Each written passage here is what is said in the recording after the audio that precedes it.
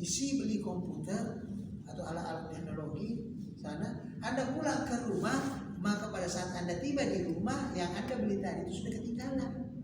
Kenapa? Karena sudah muncul yang baru. Begitu gambarannya. Kalau masih itu catatan kuliahnya 10 tahun yang lalu dia mau pakai mengajar untuk kita, no way, itu tidak pada perkembangan. Sudah berkembang ilmu.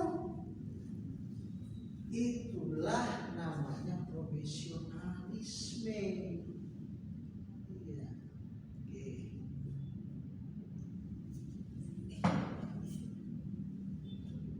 Tujuan memberikan jasa yang sebaik-baiknya kepada pemberi jasa. Bagaimana mau profesional kalau tidak? Itu tujuannya Anda menerima jasa yang baik. Makanya itu biasa di beberapa tempat di situ dipajang hak dan kewajiban konsumen. Ada haknya ini, ya ini. Kenapa? Karena tujuan kepada etik seperti itu. Nanti menjadi programmer, menjadi editor itu, YouTuber, ada etikanya, ada kode etiknya, itu ada tujuannya. Sudah tidak sembarang Anda main YouTuber. Iya kan? Kalau Anda tidak punya kode etik, sembarang nanti Anda bilang, sembarang Anda endorse. Ya kan begitu? Tidak boleh sembarang. Semua ada etika, berdasarkan pada etika. Ada namanya kode etik, pedoman itu. Contoh kecilnya dokter itu, dia kan mengobati penyakit, tapi dia tidak boleh menyebarluaskan penyakitnya orang. Ya kan? Karena kode etik menuntut begitu. Coba begini, ada dokter langsung periksa seorang pasien, lalu tiba-tiba ada orang tanya, bagaimana dia dok? Mau mati. Apa kira-kira tanggapan Anda? Kalau tidak lempar itu dokter tuh, kode etiknya mengatakan tidak boleh. Bagaimana itu dok? Buku itu dok, bagaimana itu dok?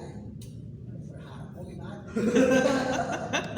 Ini dokter ini tidak profesional. Begitu? Tidak pernah Pak. Tidak boleh. Ada kode etiknya begitu juga profesi lain, guru, apapun profesi kita. Ya, nah, contoh yang lebih apa lagi namanya? Contoh yang mungkin barangkali dalam kehidupan itu sering kita alami ya. Ada munti, anggap itu teknisi, tukang servis AC, AC yang lebih gampang ya. Dia perbaiki, ini AC gambar diperbaiki baru kemarin. Kalau dia tidak menjunjung tinggi kode etik profesinya sebagai tukang AC, mungkin saja dia bikin sesuatu di situ yang membuat AC ini nanti 15 hari ke depan, 1 bulan ke depan, atau 3 bulan ke depan, AC ini dia sudah buat sedemikian rupa supaya dia rusak, supaya dipanggil lagi. Itu pelanggaran kode etik, tidak profesional, ya kan? Sama tuh juga tadi dokter, kalau dokter itu bilang ini obat, kasih obat sembar supaya datang lagi lah. Bagaimana? Iya kan? Iya, tidak boleh. Dia harus menjunjung tinggi dari profesinya. Untuk teknisi HP sengaja dia bikin sedemikian rupa supaya nanti kalau dia pakai berapa lama rusak lagi, datang lagi perbaiki, ambil lagi warna. Bayangkan bagaimana merugikan pelanggan. Ya kan?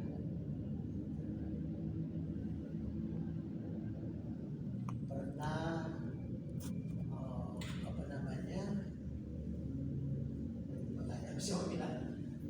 kode etik itu melindungi profesional dari perbuatan yang tidak profesional. Melindungi profesional dari perbuatan yang tidak profesional.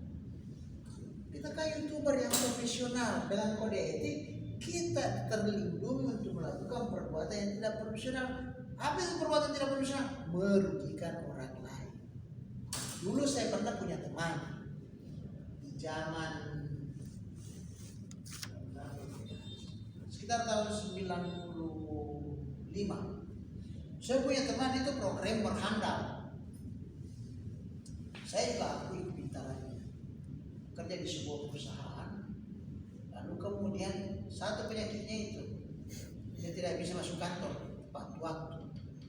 Ketika menjadi bawahan saya dulu waktu masih bapak kursus, harus ditelepon kalau ada jam mengajarnya. Jadi tidak bisa. Dia 5 bulan saya bilang, kami Pak berhenti begitu. Jangan begitu. Orang begitu yang bisa pelihara. Masa jam kerja harus ditelepon, dia datang, ada mengajarnya, ada apa? Lalu kemudian saudara berhenti, dia masuk di sebuah perusahaan, dia programmer bla bla bla. Begitu juga penyakitnya, dikasih keluar. Tapi sebelum dikasih keluar, dia pasang password, itu dia punya aplikasi. Yang nanti 3 bulan kemudian macet itu aplikasi, tidak bisa ada orang buka. Supaya dia dipanggil lagi kembali masuk. Itu targetnya. Dan itu benar-benar terjadi. Ini tidak profesional. Kenapa? Tidak menjunjung tinggi nilai-nilai kode etik. Ya. Supaya kita dipanggil lagi, cepat lagi dipanggil, banyak uang.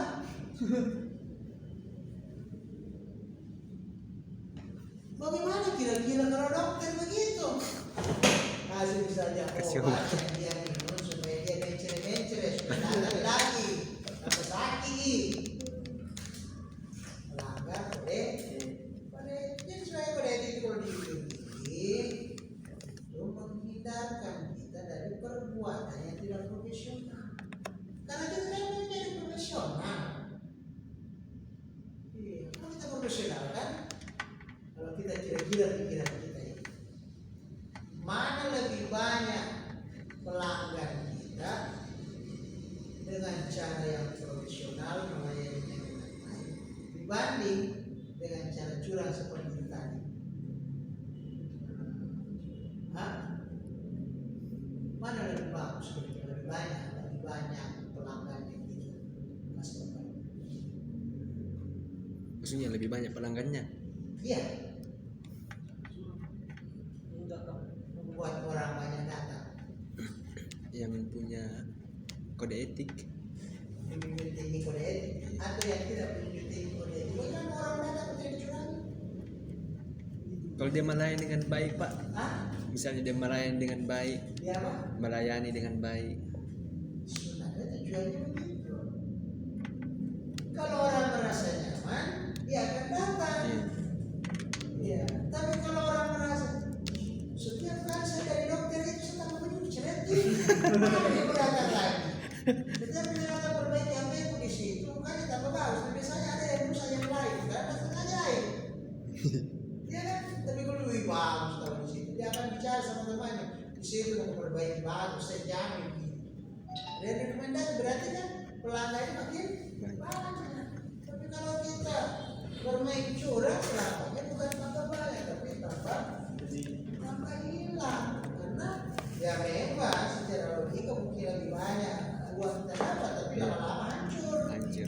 Ya kan? Kalau seperti itu Pasti di mulutnya orang. betul. Dimiliki di sana itu hari-hari sih. Ya, betul sekali. Itu yang saya maksud. Kayak daripada ini tadi. Ya, kode etik profesi itu adalah sistem norma. Kemarin kita sudah bicara ya. Kode etik itu, etika profesi itu adalah norma. Apa artinya norma? Apa artinya norma? Aturan. Tapi aturannya tidak tertulis. Kalau tertulis itu namanya undang-undang. Kode etik profesi itu adalah sistem norma, nilai atau aturan profesional tertulis menyatakan dengan tegas apa yang benar dan salah, apa yang baik, apa yang tidak baik, dilakukan bagi seorang profesional. Itulah kode etik profesi.